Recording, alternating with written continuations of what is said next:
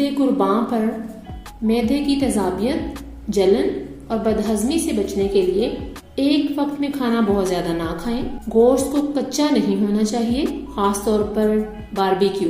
گوشت کو چبا چبا کر آہستہ آہستہ چھوٹے نوالے بنا کر کھائیں۔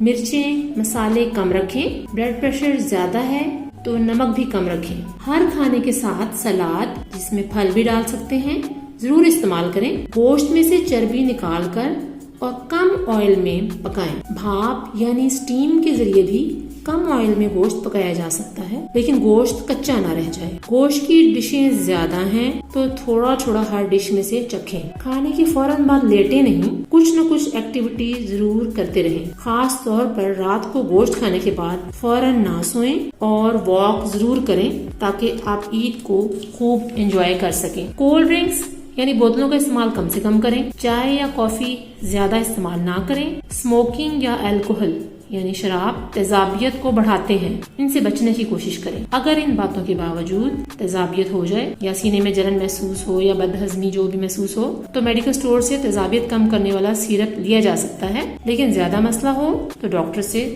ضرور رجوع کریں۔